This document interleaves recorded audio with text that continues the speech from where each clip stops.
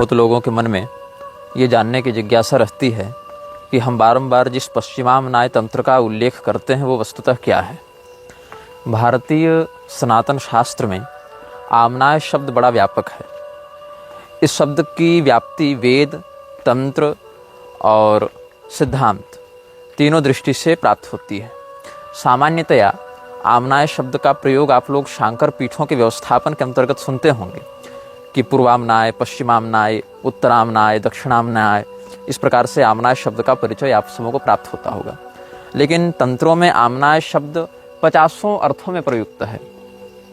कहीं घर को भी आमनाय कहते हैं, कहीं संप्रदाय को भी आमनाय कहते हैं, कहीं ग्रंथ विशेष को भी आमनाय कहते हैं, कहीं किसी विशेष द्रव्य या तत्व की भी आमनाय संज्ञा हो जाती है। आमनाय का सामान्य अर्थ है परंपरा से प्राप्त उपदेश, और इसका व्यापक अर्थ है श्रुति, वेद। वेदों को भी शास्त्र में आमनाय कहा गया है। तो सनातन धर्म में 4 प्रधान आमनाय हैं: पूर्वामनाय, पश्चिमामनाय, दक्षिणामनाय, उत्तरामनाय। शंकराचार्य जी की परंपरा में जहाँ आमनायों की गणना होती है वहाँ पहला आमनाय पश्चिमामनाय को मानते हैं, और पश्चिमामनाय की पीठ द्वारका में है। सामवेद से उसका संबंध है। इसके अतिरिक्त ऊर्ध्वामनाय और अनुत्तरामनाय की भी चर्चा होती है। ऊर्ध्वामनाय और अनुत्तरामनाय के अतिरिक्त अध आमनाय और पातालामनाय, ये सब शब्द भी मिलते हैं। कहीं देशामनाय, रत्नामनाय, इस प्रकार के शब्द भी प्राप्त होते हैं। तो आमनाय शब्द व्यापक है। जहाँ तंत्र शास्त्र के संदर्भ में हम इसका परिचय देखते हैं तो धर्म सम्मत तंत्र, जिसमें वरिष्ठ और सत्व संपन्न देवताओं की पूजा होती है, वहाँ पर पश्चिमामनाय के ही अंतर्गत जब आप सद्योजात भगवान के द्वारा प्रोक्त आगमों का अध्ययन करेंगे तो यह जानेंगे कि सद्योजात मुख विनिर्गत मंत्रों में अत्यंत प्रसिद्ध जो श्री रामानंद संप्रदाय का मूल मंत्र है, राम षडक्षर मंत्र, वो भी पश्चिमामनाय के ही अधिकार में आता है। पुरी के शंकराचार्य जी जिस मंत्र का बड़ा सुंदर उपदेश करते रहते हैं, नामत्रय अच्युत अनंत गोविंद, ये नामत्रय भी पश्चिमामनाय के ही अधिकार में आते हैं। इसके अतिरिक्त जो अन्नपूर्णा भगवती का मंत्र है, भुवनेश्वरी भगवती का मंत्र है, सुदर्शन चक्र का मंत्र है, गरुड़ जी महाराज का मंत्र है, या दत्तात्रेय भगवान का मंत्र है, ये सभी मंत्र पश्चिमामनाय के ही अंतर्गत आते हैं। यहाँ तक कि श्री वैष्णवों के मध्य भगवान विष्णु के जो अष्टाक्षर मंत्र का और द्वादशाक्षर मंत्र का प्रयोग होता है, जिसमें अष्टाक्षर मंत्र की साधना प्रहलाद जी ने और द्वादशाक्षर मंत्र की साधना ध्रुव जी ने बड़े प्रगल्भ भाव से की है, ये सब पश्चिमामनाय तंत्र के ही अधिकार में आते हैं। आप सबों के जीवन में कोई न कोई ऐसा उदाहरण अवश्य होगा कि किसी व्यक्ति को संतान नहीं हो रही है, संतान से जुड़ी हुई समस्याएं उसको हो रही हैं। उस व्यक्ति को कई बार आचार्यगण संतान गोपाल का अनुष्ठान करने का परामर्श देते हैं, या बहुत से लोग अपने घर में बाल गोपाल, लड्डू गोपाल की पूजा भी करते हैं।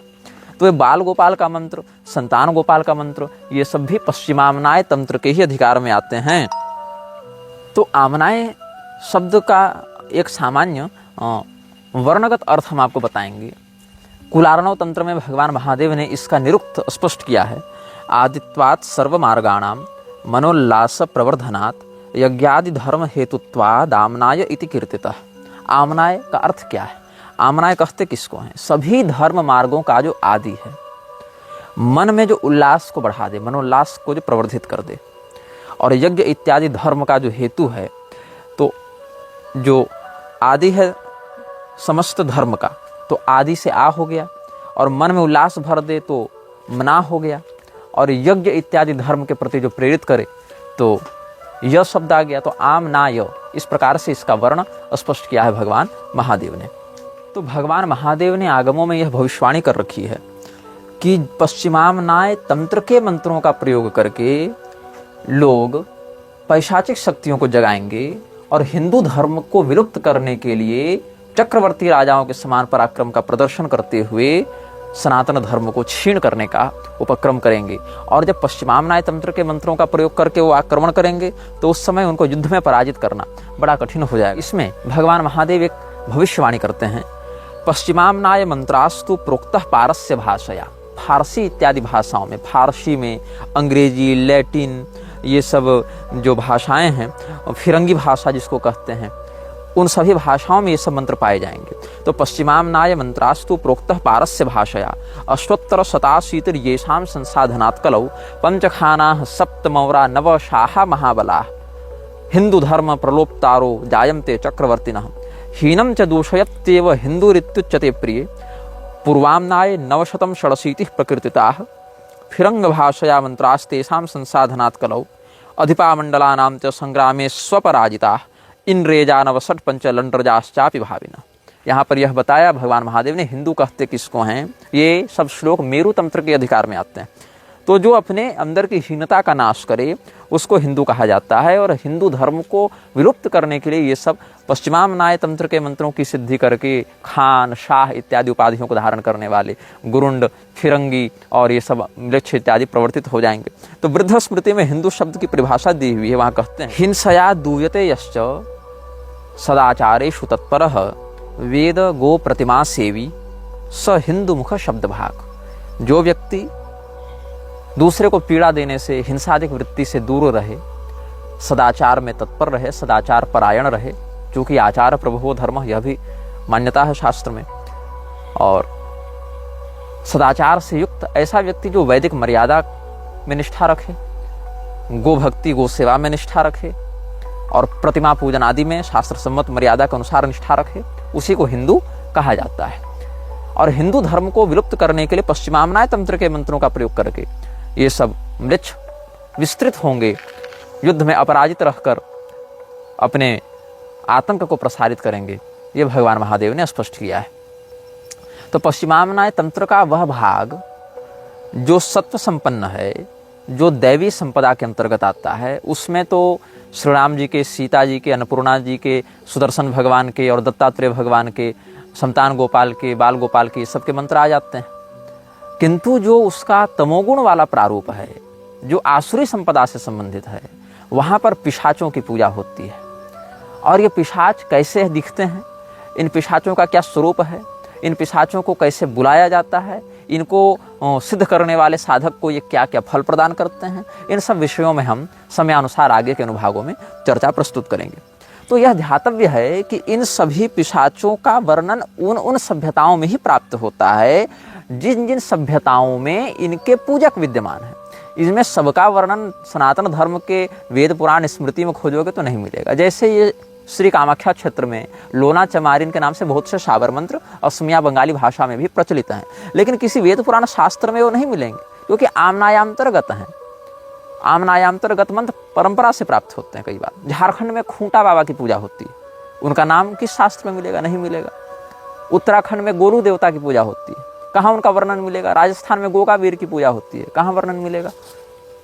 लेकिन इनका वर्णन कहीं प्राप्त न होने के बाद भी ये सब का जो आराधन विधान है और इन सबों की जो सिद्धि वृत्ति है, इनका जो प्रभाव है वो बड़ा स्पष्ट दिखाई पड़ता है। क्योंकि ग्राम देवता, क्षेत्र देवता या ऐसे क्षुद्र शक्तियों वाले देवताओं का या पिशाचों का, यक्षों का वर्णन विस्तार से नहीं मिलता है। भूत डामर तंत्र में बहुत से ऐसी शक्तियों का वर्णन है, भूतनी शक्तियों का, जो किसी विशेष मंत्र शक्ति से आकृष्ट होकर आती हैं, अपने साधक के घर के सारे काम कर देती हैं, उसको इच्छानुसार भोग ला कर देती हैं, धन यश प्रतिष्ठा इत्यादि देती हैं, शत्रुनाश इत्यादि करती हैं। लेकिन इन सबों का वर्णन उन लक्ष्य सभ्यताओं में नहीं प्राप्त होता। तो भगवान महादेव ने क्या कहा? फारसी भाषा में, फिरंगी भाषा में, इंग्रेज इस प्रकार के शब्दों का प्रयोग किया। इंद्रेजा 69 पंचलंड्रजाश्चापि भाविना प्रोक्तः पारस्य भाषया फिरंग भाषया मंत्रा तेषां संसाधनात् करो। फिरंगी भाषा, लैटिन, फ्रेंच, स्पेनिश, ये सब में वो सब मिलते हैं ना। इसीलिए ये कहना कि संस्कृत में नाम बताओ, ये मूर्खों का ही प्रलाप है। क्योंकि जैसे हमने आपको बताया, छत्तीसगढ़ में ठाकुर देव की पूजा होती है। ठाकुर देव का वर्णन शास्त्र में नहीं मिलेगा उस रूप में, लेकिन लोकाचार में उनकी पूजा मान्य होती है। तो वेदाचारा लौकिकाचारो बलिया नित्य श्रुति ही भी एक नियम लगता है शास्त्र का कि इन विषयों में वेद में वर्णित आचार से अधिक संसार में प्रचलित आचार ही प्रधान हो जाता है।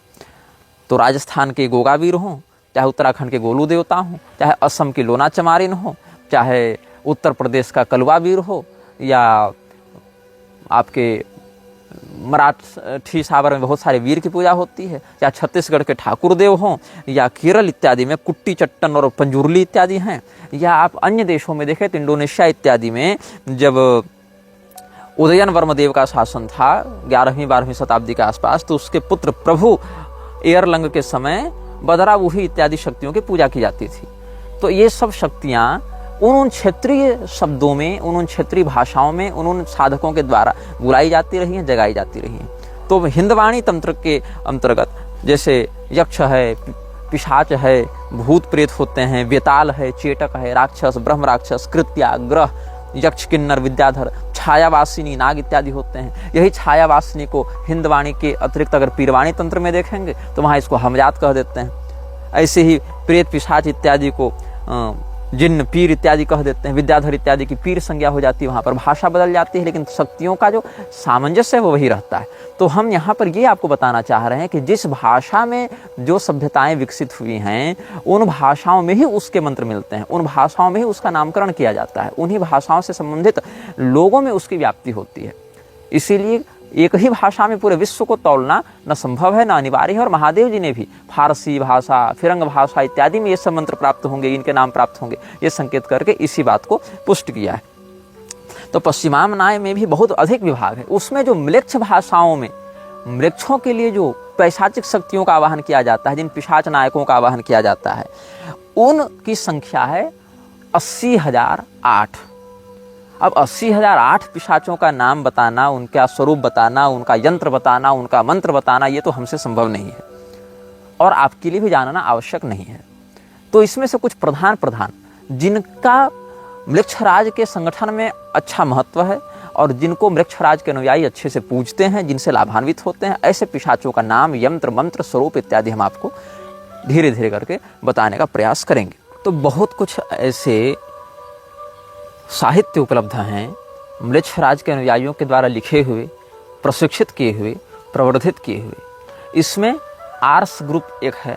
आर्स ग्रुप में 5 पुस्तकें आती हैं। लैटिन शब्द है आर्स, उसका अर्थ होता है कला।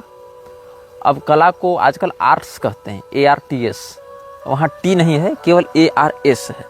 तो आर्स समूह में 5 पुस्तकें हैं। ऐसे वृक्षों के पिशाच आराधना के विषय में बताने के लिए और भी कई डेमोनोलॉजी की पुस्तकें प्राप्त होती हैं, जिनमें इनका संकेत प्राप्त होता है। जैसे बुक ऑफ इनोच है और ग्रिमोरियन वैरम है, ये सब पुस्तकें प्राप्त होते हैं। लेकिन आर्स श्रेणी की 5 पुस्तकें प्राप्त होती हैं, जिसमें आर्स गोटिया है, आर्स थेरयुगा है, आर्स पॉलिना है, आर्स एमेडल है और आर्स नोटोरिया है। नोटोरिया का अर्थ होता है कुख्यात।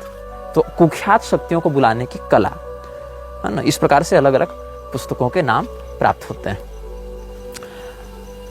तो इसमें हमने आपको हूर पारक्रात के मंत्री का नाम बताया था, जिसका नाम था एवास, जिसने एलिस्टर क्रॉली को बुक ऑफ लॉ के नियम बताए थे, जिसके विषय में हम पिछले अनुभागों में व्यापक चर्चा व्यक्त कर चुके हैं।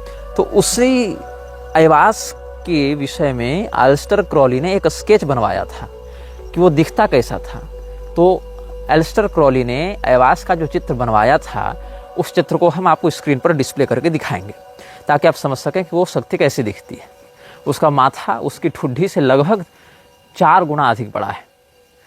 और बुक ऑफ लॉ का उपदेश एवास ने किया था, लेकिन एवास को बुलाया कैसे गया, इसके विषय में किसी मंत्र, यंत्र इत्यादि का उसने वर्णन नहीं किया है।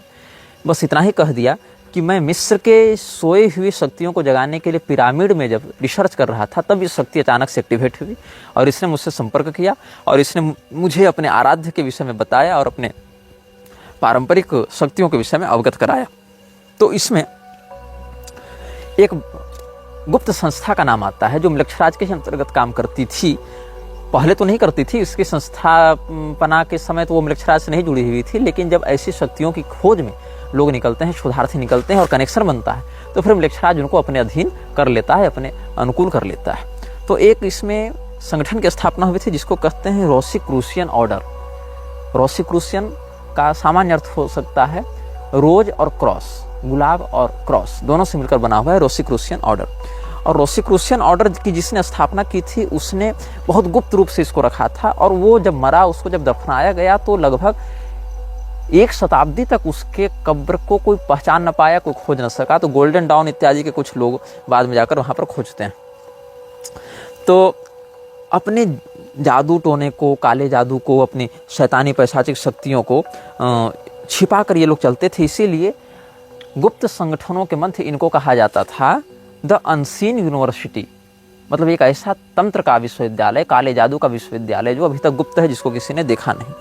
तो इसको रोशन क्रूज ने बनाया था। रोशन क्रूज नाम के एक व्यक्ति ने अपने 7 शिष्यों के साथ मिलकर इस सोसाइटी की स्थापना की थी। इसको रोसिक्रूसियन ऑर्डर कहा जाता था और 100 वर्षों तक ये बहुत गुप्त रहा। इसके लोग पब्लिक में रहते थे, समाज सेवा का नाटक करते थे, समाज सेवा के बहाने लोगों को अपने संगठन में जोड़ते थे। जो अनाथ हैं, होमलेस हैं, जॉबलेस होमलेस लोगों को ये लोग अपने यहाँ जोड़ते थे। और इनका कोई स्पेसिफिक यूनिफॉर्म नहीं होता था और ऐसा भी नहीं है कि इनको किसी विशेष अधिवेशन इत्यादि में बुलाया जाता था। बस आंतरिक रूप से ये व्यवस्था आगे बढ़ती रहती थी, चलती रहती थी। और अपने मरने से पहले ये लोग क्या करते थे, एक उत्तराधिकारी चुनते थे और उत्तराधिकारियों का चयन सालाना एक मीटिंग में कर लिया जाता था। जो लोग मरने वाले होते थे वो अपनी मृत्यु से पहले एक उत्तराधिकारी का चयन कर लेते थे। तो ये जो ऑर्डर है, इसकी स्थापना के पीछे एक बहुत बड़ा उद्देश्य था। इसके लोग एक तलाश में थे। क्या खोज रहे थे? बढ़ती उम्र को रोकने का द्रव और अनंत जलती हुई ज्वाला। इनको 2 चीज की तलाश थी।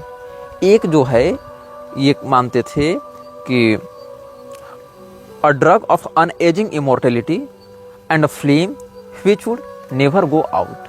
हमें एक ऐसी ज्योति चाहिए जो कभी न बुझे, और हमें एक ऐसा रसायन चाहिए जिसको पीकर हम अमरत्व की ओर बढ़ जाएं, या हमारी बढ़ती उम्र धीमी पड़ जाए, हमारा शरीर धीरे धीरे बूढ़ा हो, मतलब चिर यौवन वाला कोई हमें द्रव और ज्वाला का संसाधन प्राप्त हो, ऐसी हमें सिद्धि प्राप्त हो।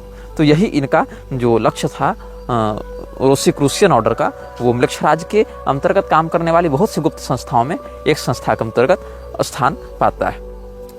अब हम आपको एक ऐसे पिशाच के विषय में बताएंगे जो पिशाचों के समुदाय में बहुत प्रधान स्थान रखता है। इनमें जो पिशाच वाहिनी होती है उसमें लगभग 3000 से लेकर 6000 पिशाच तक होते हैं, और इन वाहिनियों का एक नायक होता है। और उन नायकों को आप कह दें कि लेगन मास्टर्स कह सकते हैं। तो एक पिशाच वाहिनी में लगभग 3000 से 6000 पिशाच होते हैं। और आज हम आपको जिस पिशाच के बारे में बताने जा रहे हैं उसका प्रयोग मृक्षराज के अनुयायी बहुत व्यापक मात्रा में करते हैं और प्रोमिनेंटली करते हैं, और उसका नाम है बाल। बाल वर्शिप के नाम से भी एक बात प्रसिद्ध है। और बाल वर्शिप करने वाले लोग सामान्यतया बच्चे की बलि दिया करते थे, ये बात भी वो लोग जानते हैं, या दिया करते हैं, ये बात भी वो लोग जानते हैं, जिस प्रकार के पैशाचिक तंत्रों के शोध में लगे हैं। और धीरे धीरे हम आपको बताएंगे कि इस्लाम में किस प्रकार से तंत्र का आश्रय लेकर वशीकरण किया जाता है, किस प्रकार से मृक्षराज के लोग ईसाइयत और यहूदी मान्यताओं के आधार पर, इस्लामी मान्यताओं के आधार पर इन शैतानी शक्तियों का प्रयोग करके वशीकरण करते हैं, सम्मोहन करते हैं, या अति कम उम्र में, बहुत कम उम्र में बहुत अधिक प्रसिद्ध हो जाते हैं। तो आज हम आपको उस पिशाच के बारे में बताएंगे जिसका आश्रय सामान्यतया ऐसे लोग करते हैं जो कला के क्षेत्र से जुड़े हुए हैं।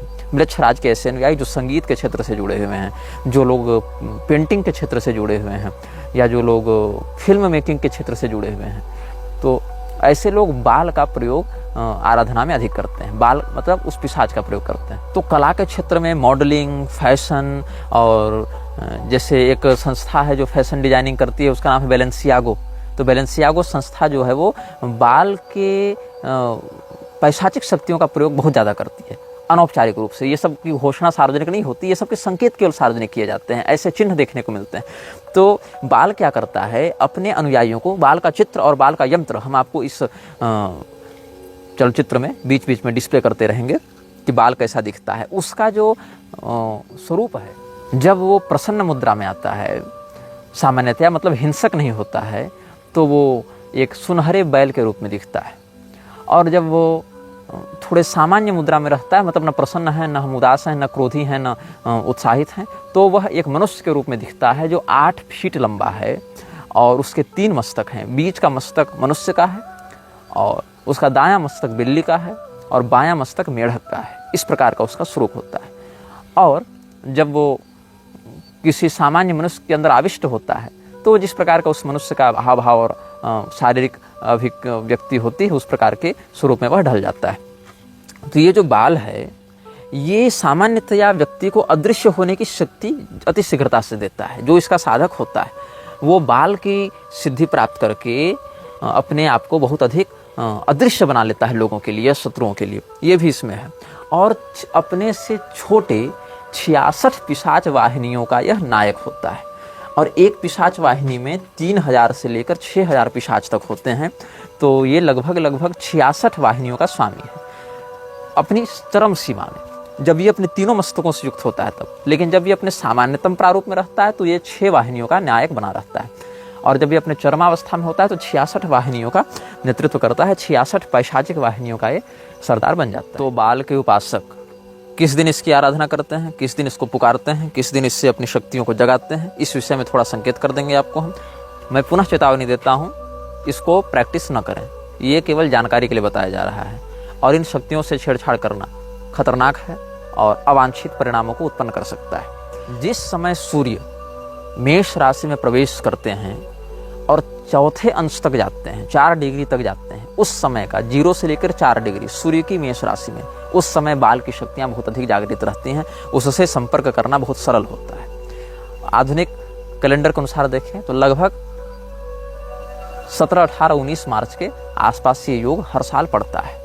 अगर कोई ऐसा उपासक है बाल का जो उस समय मिस कर गया लेकिन फिर भी उसको पुकारना है, तो जब जब चंद्रमा वृष राशि में रहें और मकर राशि में रहें तब भी उससे संपर्क करना अपेक्षाकृत अधिक सरल होता है।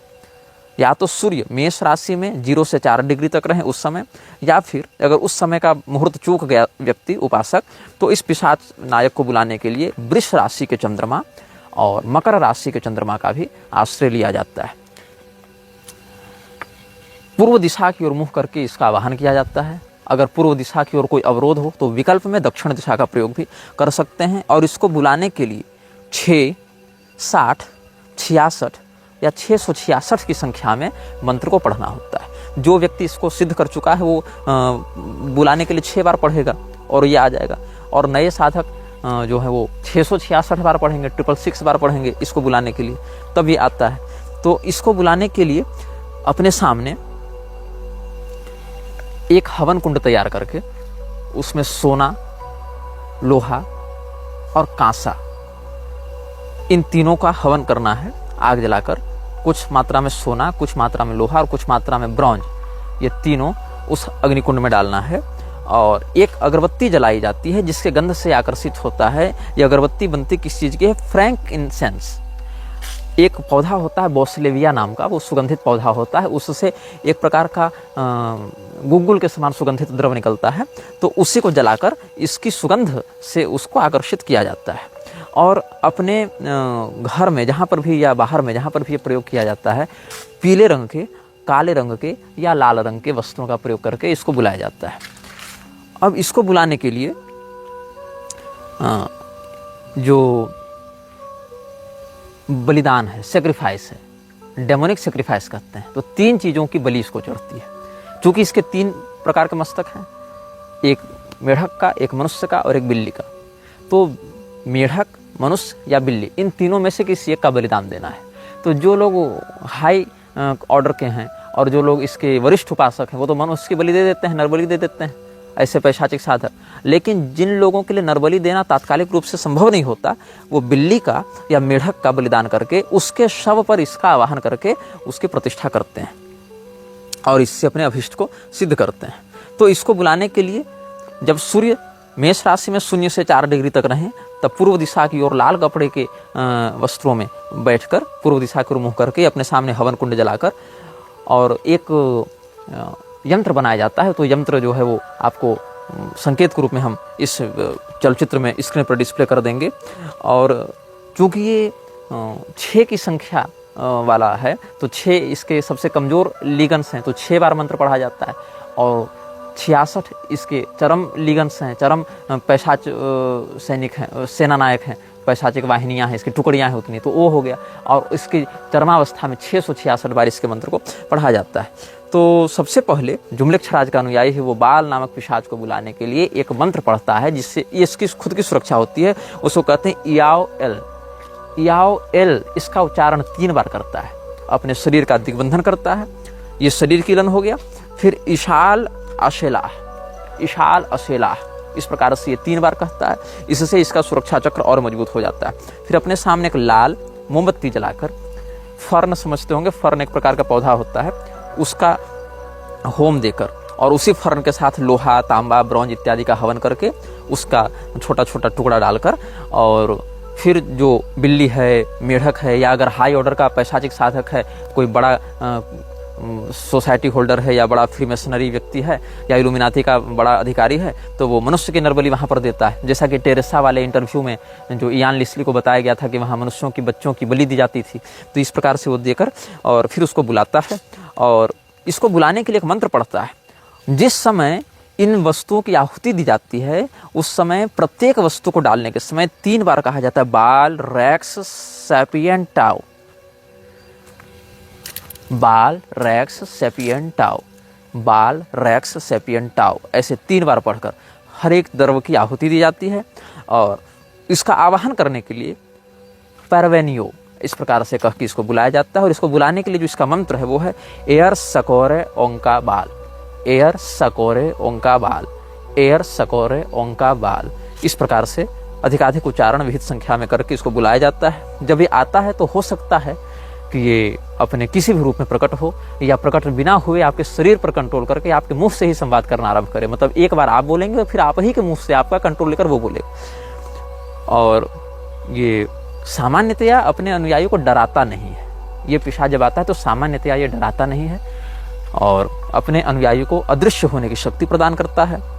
या बहुत अधिक कलात्मक क्षेत्रों में, fashion, modelling, film making, music और पेंटिंग, इस प्रकार के क्षेत्रों में बहुत कम समय में बहुत अधिक सफलता दे देता है। बहुत अधिक दौलत, शोहरत और इंटरनेशनल पहचान ये सब दे देता है। फिर इसको भेजने के लिए याओ शब्द का 3 बार प्रयोग किया जाता है और फिर ये विसर्जित हो जाता है। तो इस प्रकार से हमने आज आपको एक उदाहरण दिया कि कैसे बाल वर्शिप की जाती है। बाल नामक पिशाच का यंत्र क्या है, उसका क्या मंत्र है, उसका क्या विधान है, क्या उसके पश्चिमामनाय तंत्रोक्त बातें हैं, ये सब हमने आपको स्पष्ट किया। ऐसे करके हम आपको 50 अन्य पिशाचों के विषय में आप बताएंगे, क्योंकि लोग बार-बार पूछ रहे थे कि पश्चिमामनाय तंत्र क्या है, इसके विषय में बताइए। मैं बताना नहीं चाह रहा था, लेकिन अब सोच रहा हूँ कि बता दूँ, जितना कम से कम विषय में इस बात को हम खुलकर आपको समझा सकें उतना बता देते हैं। मुख्य मुख्य बातें, बेसिक नॉलेज दे देते हैं और इस अनुभाग को आगे हम पश्चिमामनाय तंत्र के ही अंतर्गत लेकर चलने का प्रयास करेंगे। यह वीडियो जल्द ही हटा दिया जा सकता है। कृपया थर्ड पार्टी ऐप्स का उपयोग करके डाउनलोड करें। आप इस वीडियो को अपने चैनल पर फिर से अपलोड भी कर सकते हैं।